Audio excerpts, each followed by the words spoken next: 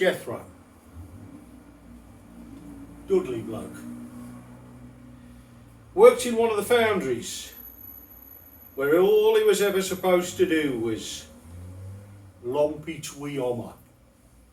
That's hard black country for hit it with a hammer. Not many folk left speak that way today.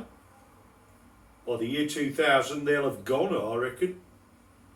Apart from a few in Cornwall. It's not too surprising that Grandma Doris wound up with someone like Jethro. All Grandad Bob ever was to me was a photo, but I get the feeling he was a nice bloke. He had some sort of fallout with his brother, Uncle Ted.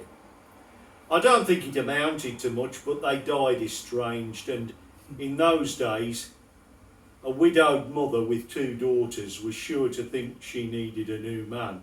Don't get me wrong, I've got a degree, sure. But all my family were either steelworks, mine or foundry. And most of them seem to have been, well, mostly okay.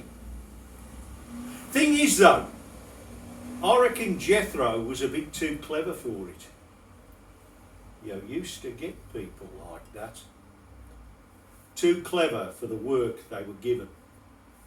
And some of them got resentful. That's when the trouble would start. It turned nasty. A lot of them would take to the booze. Jethro always had liked his beer, apparently, but by the time I knew him, he was into that Banksy's old ale stuff. It's wine strength, 10 or 11%.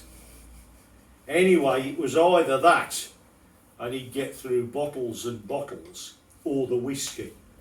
He could knock back a bottle of Johnny Walker Red in an hour and a half. Like I say, he perhaps had the makings of a clever bloke, but it had all gone wrong. By the time Grandma Doris saw how wrong, it was too late. She was stuck with him. I'd have been about 13 when he had a go at me, maybe 14. I remember that TV show Doctor Who had just started. We were 6 episodes or so in. I wanted to watch it, but Jethro suddenly got the idea that I was too old for it. He said something about me needing to watch something proper and sensible. As Mum never allowed the telly at ours to be switched on, round theirs was the only chance to get a look at anything, so I played me face a bit. It never took much to set Jethro off though, so he lobbed the frying pan at me.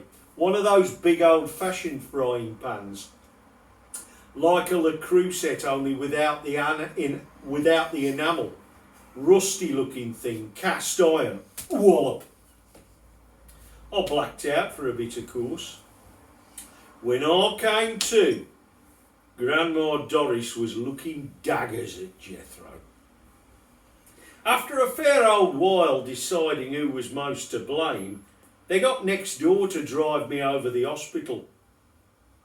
Nobody was going to trust Jethro behind the wheel of anything, although I don't think he was actually that far gone at the time, not by his standards.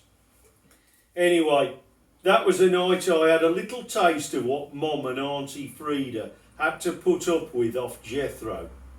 Only they had to stick it for 2 years or so before they found themselves Dad and Uncle Fred. Amazing Jethro lasted as long as he did. He went within 6 months of Grandma Doris, maybe January, February 71. Alcohol poisoning, of course, and I think he knew exactly what he was doing. They found 200 empty Johnny Walker bottles in the house after he went.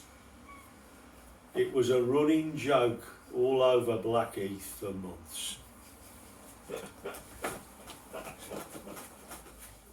Thank you.